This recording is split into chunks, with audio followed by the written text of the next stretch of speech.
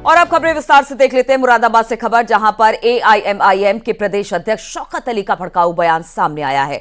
कुंद्रकी में कल जनसभा को संबोधित करते हुए शौकत अली ने कहा कि हम 2 मिनट की नमाज पढ़ लेंगे तो हल्ला मचा देंगे, और वो 2 महीने तक सावन में कावड़ यात्रा के लिए नेशनल हाईवे को बंद कराते हैं और पुलिस वाले कावड़ियों के पैर धोते हैं। कावड़ियों के बारे में विवादित टिप्पणी करते हुए उन्होंने कहा कि कावड़िए हुड़दंग मचाते हैं, गाड़ियां तोड़ते हैं, लेकिन हमारी जो पुलिस है वो पुलिस डिपार्टमेंट जाकर उनके पैरों पर मरहम लगाता है, हेलीकॉप्टर से उनके ऊपर फूल बरसाए जाते। तो इस तरह के विवादित बयान एआईएमआईएम के नेता ने दिया। हम नमाज पढ़ लेंगे, 2 मिनट की नमाज पढ़ लिया, नमाज। अरे ये सड़कें किसी के बाप की नहीं है। 2 महीना कांवड़ यात्रा सावन के महीने में नेशनल हाईवे को बंद करा करके पुलिस डिपार्टमेंट के लोग कांवड़ियों के पैर धुलते और कांवड़िए बेचारे माशाअल्लाह लेकर के मस्त रहते, चिलम भी मारते हैं, शराब भी पिए रहते, हुड़दंग भी मचाते हैं, गाड़ियां भी तोड़ देते हैं, लेकिन हमारा पुलिस डिपार्टमेंट जाकर के उनके पैरों में मरहम लगाता है, हेलीकॉप्टर से उनके ऊपर फूल बरसाता है।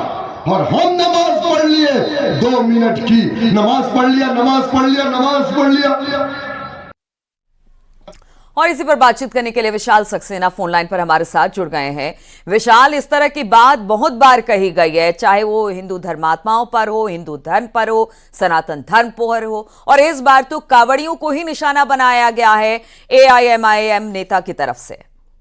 देखिए, बिल्कुल आपको बता दूं, कुंद्रकी विधानसभा चुनाव में जिस तरह का चुनाव प्रचार चल रहा है, कल चुनाव प्रचार का आखिरी दिन था और शौकत अली जो एआईएम के प्रदेश अध्यक्ष हैं वो कई बार इस तरह के विवादित बयान जो है वो चुनाव प्रचार के दौरान दिए हैं। कल उन्होंने चुनाव प्रचार का अंतिम दिन था तो उन्होंने कहा कि जिस तरह से कांवड़िए क्या कहते हैं, चिलम पीते हैं, शराब पीते हैं और पुलिस वाले उनकर के पैरों पर हुड़दंग मचाते हैं, तोड़फोड़ करते हैं, पुलिस वाले उनके पैरों पर मरहम लगाते हैं।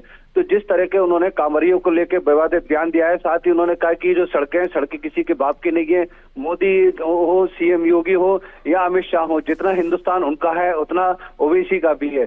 तो जिस तरह का विवादित बयान उन्होंने दिया है तो कहीं ना कहीं मुस्लिमों को भड़काने का भेज दिया है, उसी को लेकर के उनका ये वीडियो जो है वो वायरल हो रहा है। कल चुनाव प्रचार के अंतिम दिन कुंद्रकी विधानसभा में जनसभा थी, जनसभा के दौरान जो था उन्होंने ये बयान दिया था।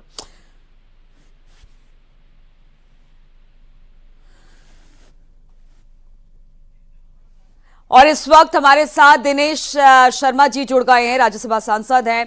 दिनेश जी, एक बयान आया है एआईएमआईएम के नेता का, जो कि प्रदेश अध्यक्ष भी हैं, उनकी तरफ से कहा गया कि देखिए हम नमाज 2 मिनट की पढ़ लेते हैं तो बवाल मचा देते हैं। कावड़ियों के लिए 1-1.5 महीना पूरा रूट क्लोज कर दिया जाता है, और वो कावड़िए जो चिलम पीते हैं, शराब पीते हैं, उनके पैर धोए जाते हैं पुलिस वालों की तरफ से। क्या कहेंगे इस बयान पर जो एआईएमआईएम के नेता ने दिया है? देखिए, ये बहसीपन का एक जिसको कहना चाहिए विक्षिप्त मस्तिष्क के वाले व्यक्ति का ही ये बयान हो सकता है, और हिंदू धर्म के बारे में अनर्गल प्रलाप करने का जो उन्होंने साहस किया है, मैं समझता हूं कि इस पे पुलिस इसको, प्रशासन इसको संज्ञान जरूर लेगा, चुनाव आयोग इसको संज्ञान जरूर लेगा। ये अपनी हार को देखते हुए जो धार्मिक पोलराइजेशन है उसको करने की लोग चेष्टा कर रहे हैं। बीजेपी के राज में कभी किसी भी धर्म जाति के धार्मिक कृत्यों पर कोई प्रतिबंध कभी नहीं रहा। ये 2 वक्त की नमाज कहते हैं, भाजपा तो 5 वक्त की नमाज का आदर करती है कि आप 5 वक्त की नमाज पढ़िए, और जो भी आप इबादत करें उसमें कहीं किसी प्रकार का प्रतिबंध न तो भारतवर्ष में है न उत्तर प्रदेश में है। इस प्रकार का अनर्गल प्रलाप करते हुए वो हिंदू धर्म के कावड़ियों के बारे में जो इन्होंने अपशब्दों का प्रयोग किया है, मैं समझता हूँ ये दंडनीय अपराध है, और इस प्रकार के बयानों से इनको बाज आना चाहिए। अगर ये लोकतंत्र में चुनाव लड़ रहे हैं तो जनता पर इनको छोड़ना चाहिए। इनकी जमीन इसलिए खिसक रही है कि वहां का भारी मात्रा में जो तादाद में जो मुस्लिम मतदाता है वो मोदी जी की स्कीम से प्रभावित होकर, योगी जी की स्कीम से प्रभावित होकर जो जनता के लिए दी जा रही बगैर भेदभाव के, चाहे वो राशन हो, चाहे वो मकान हो, चाहे शौचालय हो या आयुष्मान कार्ड हो, उससे प्रभावित होकर लोग भाजपा की तरफ आ रहे हैं।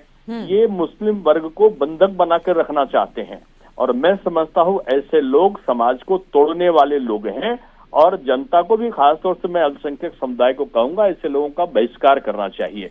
ये लोग जान के जो मुस्लिम वर्ग है उसको वो उन्नति के पथ पर नहीं ले जाना चाहते, उसको शिक्षा के पथ पर नहीं ले जाना चाहते।